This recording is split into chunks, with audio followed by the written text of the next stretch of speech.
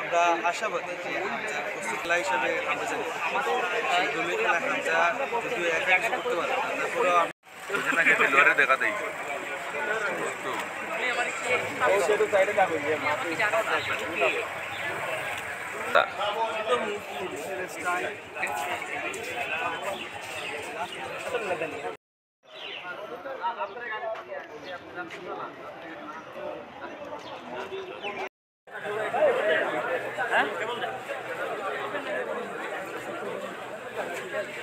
রাখো ঘাম ঘাম দাও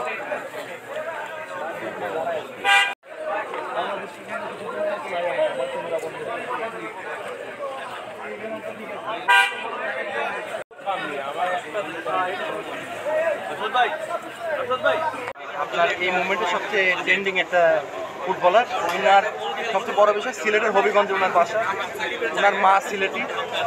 উনি ইংল্যান্ডে বড় হয়েছেন এবং পরবর্তীতে উনি ইংল্যান্ডে ফুটবল খেলেছেন এবং ফুটবল খেলার ইংলিশ প্রিমিয়ার লিগে লেস্টার সিটিতে খেলেন, যেটা ওয়ার্ল্ডের one of the best club. এবং সেখানে খেলার পরে উনি সিদ্ধান্ত নেন যে উনি বাংলাদেশের নাগরিকত্ব নেবেন এবং এটা জানার পর বাংলাদেশের মানুষের মধ্যে একটা উন্মাদনা এবং আনন্দ একটা উচ্ছ্বাস সৃষ্টি করেছে যে ফুটবলে মনে হয় যে আবারও সুদিন ফিরে আসবে বাংলাদেশ। এবং আমি আশা করি যে হামজা বাংলাদেশে আসার পর সিলেট না শুধু গোটা বাংলাদেশেই একটা উন্মাদনা সৃষ্টি হবে যে হামজা বাংলাদেশি ফুটবলকে কিছু দেবেন, ইয়াং জেনারেশনের জন্য একটা মেসেজ রাখবেন যে ফুটবলে ভবিষ্যৎ আছে। শুরুর অপেক্ষায় আছি আমরা আশা করতেছি মানে ইন্ডিয়ার বিপক্ষে এই ম্যাচটা জিতে বাংলাদেশের ফুটবলের আশা করতেছি বাংলাদেশের ফুটবলের একটা ভালো দিগন্ত শুরু হচ্ছে আমাদের ইনশাআল্লাহ। এবং যে বাংলাদেশ টিম নতুন আসছে, ভালো কিছু করবে, বাংলাদেশের ক্রিকেট বাংলাদেশ ফুটবলটাকে আরও একটু এগিয়ে নিয়ে যাবে অনেক দূরে, এই আশা করি। আর আশা রাখি যে ভারতের সাথে ভালো একটা পারফর্ম করবে এবং তার পরিচয়টা সে তুলে ধরবে। হামজা কেন মানে এই কারণ ও বাংলাদেশি হিসাবে আর কি ইংল্যান্ডের লিগে খেলেছে, এরকম বাংলাদেশি প্লেয়াররা তেমনটা খেলে নাই।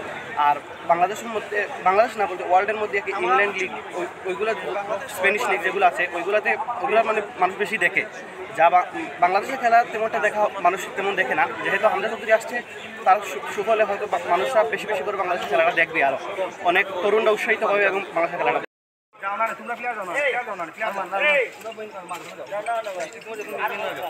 এই